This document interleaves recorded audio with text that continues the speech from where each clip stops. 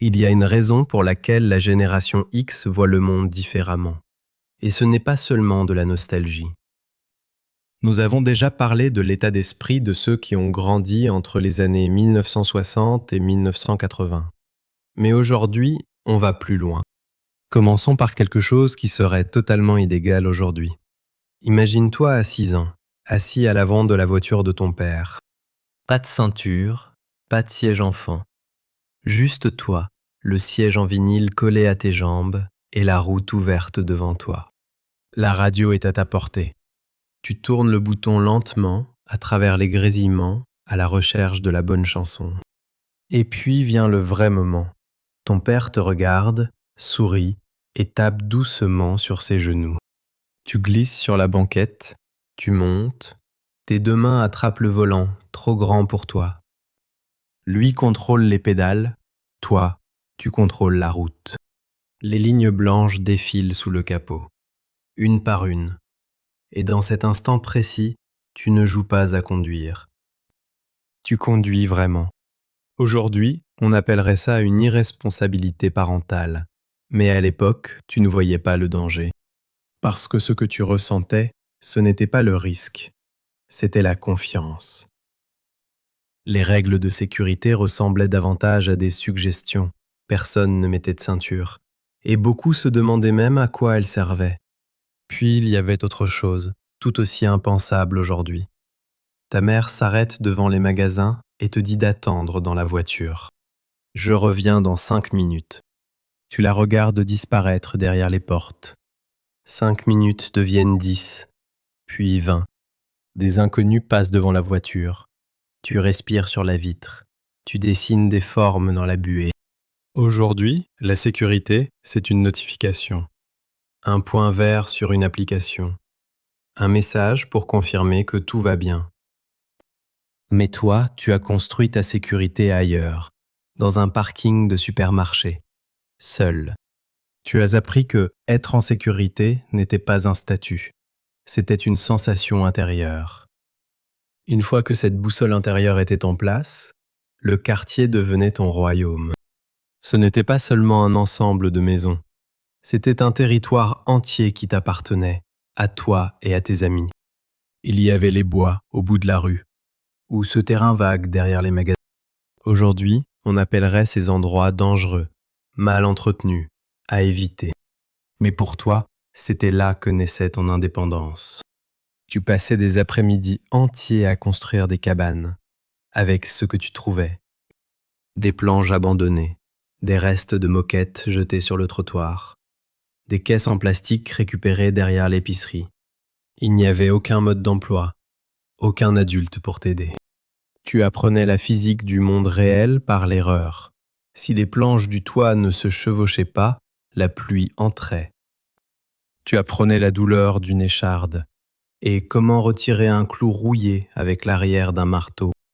Tu rentrais chez toi avec de la terre sous les ongles, des égratignures sur les jambes, mais aussi avec une fierté silencieuse, celle d'avoir construit quelque chose par toi-même. Cette cabane était ton monde secret, un endroit où les panneaux interdits ne s'appliquaient pas à toi. C'était aussi ta première leçon sociale, sans parents pour régler les conflits. Quand il y avait un désaccord, vous deviez vous débrouiller seul. Qui serait le chef? Qui aurait la meilleure place? Qui surveillerait? Si personne ne trouvait de compromis, le jeu s'arrêtait. Et tu te retrouvais seul chez toi. Alors tu apprenais à négocier, à céder parfois, et à tenir ta position quand c'était nécessaire. Pendant que tes parents pensaient que tu jouais, toi, tu construisais ton caractère. Puis, il y avait le vélo. Ton vélo n'était pas un jouet, c'était ton cheval, ton moyen de fuite, ton premier goût de pouvoir réel. Tu passais des heures à t'occuper de ton vélo, à le modifier, à le personnaliser. Tu coinçais des cartes dans les rayons pour qu'il fasse le bruit d'une moto. Tu enroulais du ruban coloré autour du guidon, ou tu ajoutais une longue selle banane.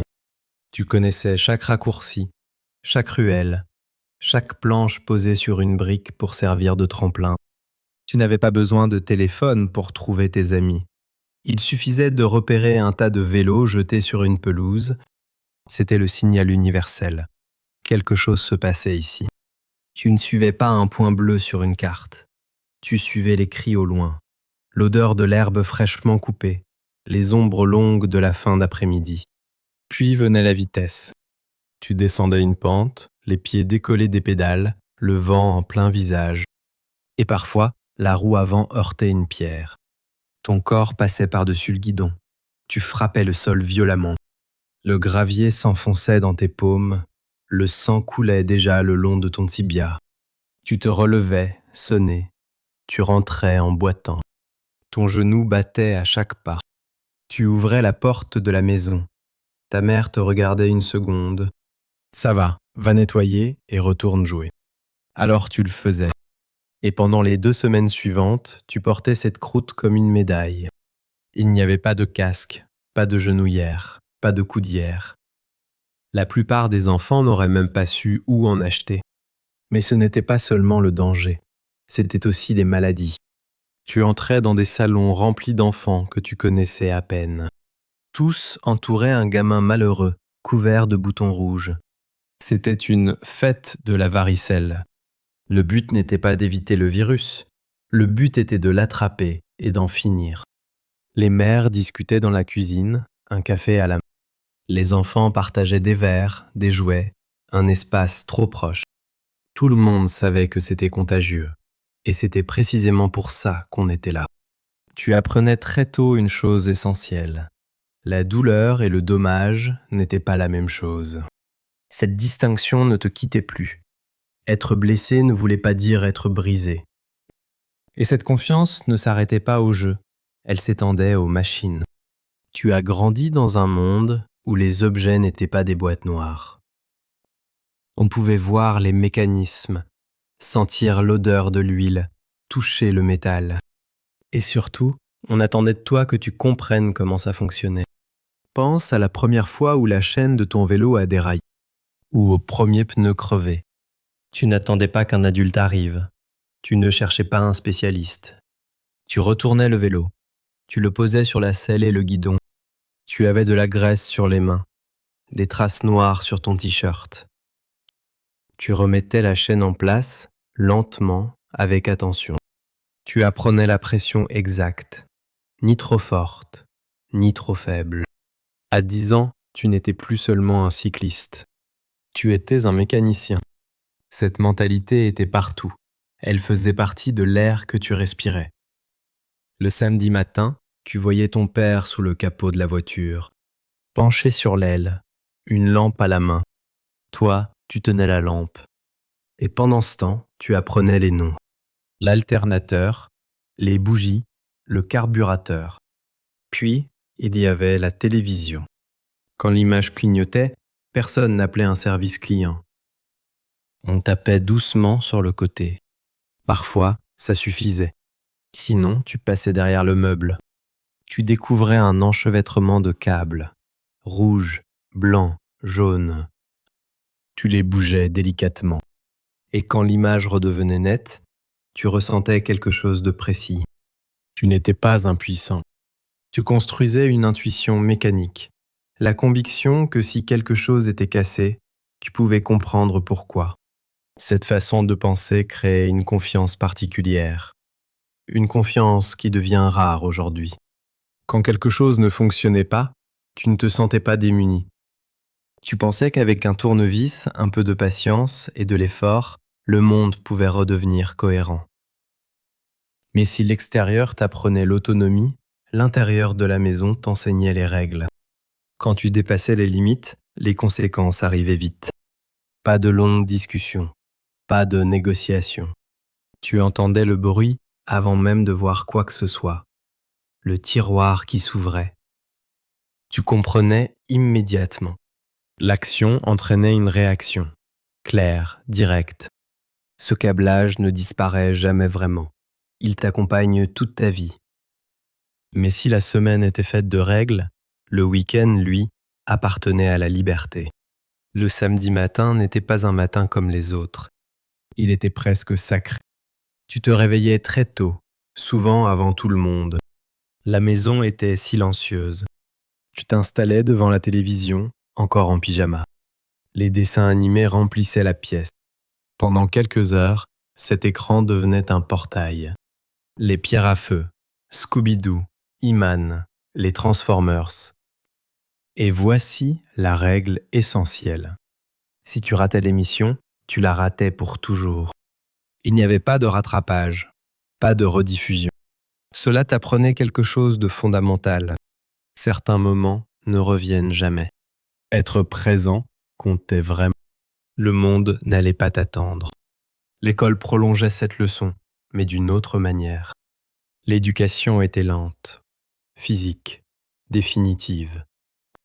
Sans Internet dans ta poche, ton cerveau devait être le disque dur. Le savoir vivait dans ta tête, pas sur un écran. Si tu voulais connaître une date, un nom, un lieu, tu devais vraiment l'apprendre. Impossible de chercher discrètement pendant une conversation. Tu te souviens du bruit de la machine à photocopier, ce rythme sourd et régulier. Les feuilles sortaient encore humides, couvertes d'encre violette avec une odeur chimique particulière. Aujourd'hui, un élève ouvre un fichier numérique en 1 seconde. Mais toi, tu avais un crayon numéro 2 et une seule feuille lignée. Si tu faisais une erreur, tu ne pouvais pas appuyer sur « Annuler ». Tu effaçais, tu laissais une trace et tu continuais. Cela t'apprenait que les actes avaient du poids. Écrire demandait de la patience, de la concentration. Tu n'avais pas 20 onglets ouverts, pas de notification toutes les 30 secondes. Tu suivais une seule idée jusqu'au bout. Tu entraînais ton esprit à la profondeur. La recherche aussi demandait un effort. Ce n'était pas instantané. Tu te tenais devant les tiroirs en bois du catalogue de la bibliothèque. Tu les tirais un par un. Tu faisais défiler des centaines de fiches. Trouver une information ressemblait à une chasse. Et parce que cela demandait du temps, cela avait de la valeur. En dehors de l'école, la vie sociale se jouait ailleurs. Avant Internet, le centre commercial était ton réseau social. On te déposait à l'entrée avec un billet froissé dans la poche. Tu n'étais pas vraiment là pour acheter, tu étais là pour voir et être vu. Tu marchais lentement, du fast-food au magasin de disques, puis à la salle d'arcade. Chaque pas t'apprenait quelque chose. Tu apprenais à lire une pièce, à sentir l'ambiance, qui était sympathique, qui était dangereux, et surtout, où était ta place. À cette époque, l'identité était physique. Si tu voulais appartenir à un groupe, tu le portais sur toi. Les t-shirts de groupe, les vestes, les chaussures usées, tu choisissais ta tribu avec ton apparence. Mais il y avait une règle implicite. Tu devais assumer ce choix en personne. Pas d'écran pour te cacher, pas de filtre. Si tu t'habillais comme un skater, tu devais parler comme eux, marcher comme eux, être crédible. Tu ne pouvais pas simplement afficher une esthétique, tu devais la vivre. Puis venait le travail. Ton premier emploi n'était pas symbolique. Ce n'était pas pour décorer un CV. C'était une vraie entrée dans le monde des adultes. Peut-être une tournée de journaux. Tu te levais avant l'aube. La maison dormait encore. Tu pliais les journaux sur le sol du garage. Tu les entourais d'élastiques épais. Le sac pesait presque autant que toi. Tu pédalais les mêmes maisons, les mêmes horaires, chaque jour. Et une fois par mois, tu allais encaisser. Tu frappais aux portes. Tu regardais les adultes dans les yeux. Tu apprenais la responsabilité, la gestion, le refus parfois. À cet instant, tu n'étais plus un enfant. Tu étais un petit entrepreneur. Et pour ceux qui n'avaient pas de tournée de journaux, il y avait le fast-food ou l'épicerie du quartier. C'était avant les écrans tactiles, avant les caisses automatiques. Si tu étais à la caisse, tu devais calculer vite, dans ta tête. Quand ta machine se bloquait, tu ne paniquais pas. Tu prenais un stylo, un morceau de papier, et tu faisais le calcul à la main. Les responsables n'étaient pas beaucoup plus âgés que toi, parfois 19 ans à peine. Tu apprenais à gérer la pression, le bruit, la fatigue. Tu comprenais la valeur de l'argent parce que tu savais exactement combien d'heures il fallait pour le gagner. Le salaire n'apparaissait pas sur une application. Tu recevais un chèque, physique. Tu allais à la banque. Tu faisais la queue. Tu sentais son poids dans ta main. Cette expérience forgeait quelque chose qui ne te quitterait plus. Puis il y avait le retour à la maison. La clé autour du cou. La porte qui s'ouvre sur le silence. Un mot posé sur la table. Et pendant plusieurs heures, le temps t'appartenait. Personne ne surveillait ton après-midi. Aujourd'hui, l'emploi du temps des enfants ressemble à un planning d'entreprise. Mais toi, tu avais le cadeau de l'ennui. Et l'ennui est le berceau de la créativité. Même téléphoner demandait du courage. Tu étirais le long fil du téléphone à travers la cuisine pour un peu d'intimité. Tu appelais une maison, pas une personne. Tu parlais d'abord aux parents. Tu devais être poli, clair, respectueux. Bien avant l'adolescence, tu apprenais à gérer l'autorité. Et quand tu sortais le soir, tu disparaissais. Pas de GPS, pas de story, pas de traces permanentes. Les erreurs restaient là où elles étaient nées. Tu pouvais essayer différentes versions de toi-même sans public numérique. Tu construisais ton identité dans le silence. Cette patience s'appliquait aussi à l'amour. La cassette était une déclaration. Tu regardais la bande tourner. Tu appuyais sur lecture et enregistrement au bon moment. Tu attendais. Tu recommençais. Chaque chanson était choisie avec soin. Parce que c'était difficile, cela avait du sens. Toutes ces expériences te préparaient au temps long. Alors, quand aujourd'hui tu regardes le monde et que tu te sens étranger, souviens-toi de ceci. Tu n'es pas dépassé. Tu transportes des capacités qui disparaissent. L'autonomie qui ressemble à de la froideur, c'est de la compétence. Le silence qui ressemble à de la distance, c'est de la profondeur. La patience qui ressemble à de l'indifférence, c'est de la discipline. Tu as grandi libre, mais jamais perdu. Et si le monde te paraît différent aujourd'hui, c'est parce que tu viens d'un autre monde. Un monde où l'enfance était encore physique, où les récompenses se méritaient et où l'avenir semblait possible à conquérir.